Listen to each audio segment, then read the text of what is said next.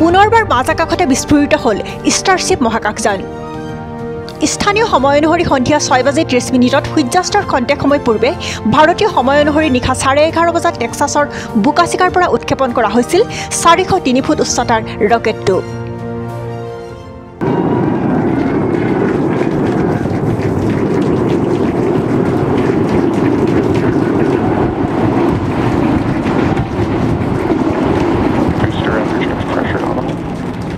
পূৰ্বে নিৰ্ধাৰিত অনুসৰি উৎক্ষেপণৰ 2 মিনিট 30 ছেকেণ্ড পিছতে হেভি বুষ্টাৰটো যানখনৰ পৰা পৃথক হয় আৰু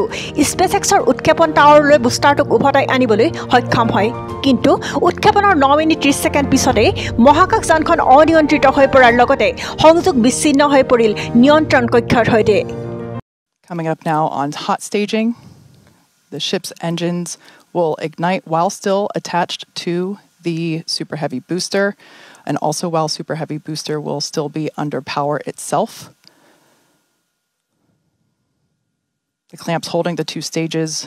together are going to release and Starship second stage engines will booster engine cut off. Rocketটোৰ কেইবাটাও ইঞ্জিন বন্ধ হোৱা দেখা গৈছিল স্পেচএক্সৰ লাইভ ষ্ট্ৰীমত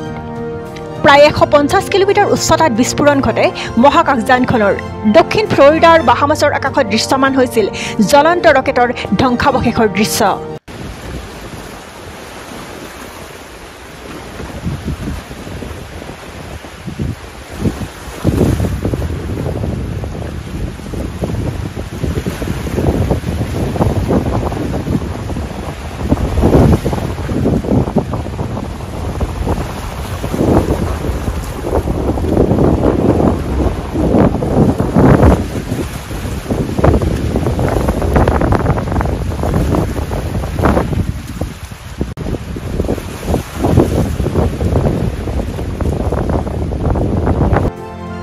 মিয়ামি পাম বিচ ফৰ্ট লডাৰডেল আৰু অৰ্লেণ্ডো বিমানবন্দৰত নিশা 8 বজা পৰ্যন্ত বিমানৰ উৰণ আৰু অৱতৰণ স্থগিতকৰণৰ বাবে নিৰ্দেশনা জাৰি কৰে ফেডাৰেল এভিয়েশ্যন এডমিনিষ্ট্ৰেশ্যনে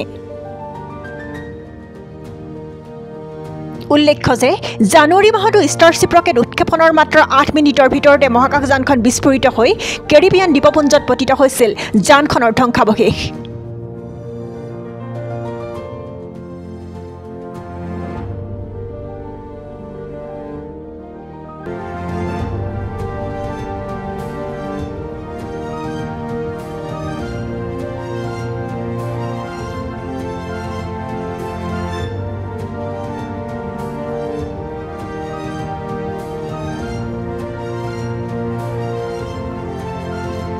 ষ্টাৰশ্বিপ হৈছে বৰ্তমানলৈকে বিকশিত বিশ্বৰ আটাইতকৈ শক্তিশালী উৎক্ষেপণ বাহন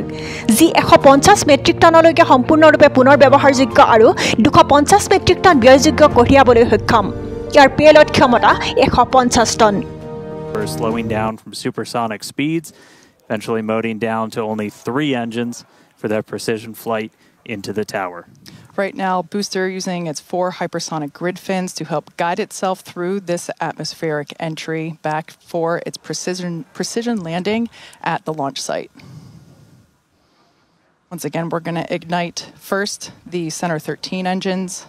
We should see that coming up here momentarily. Engines in startup. This is going to come down to 3 engines as the booster slows down for its landing. And we just heard the sonic boom.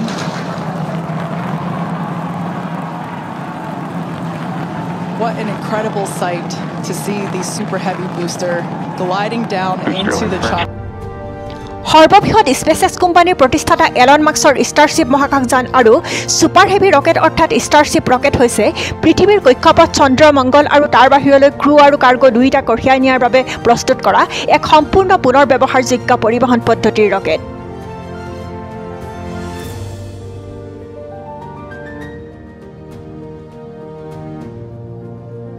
মংগল গ্ৰহলৈ মহাকাশচাৰী প্ৰেৰণৰ বাবে পুনৰ ব্যৱহাৰযোগ্য rocket নিৰ্মাণৰ বাবে অহৰহ প্ৰচেষ্টা অব্যাহত ৰাখিছে স্পেচএক্সে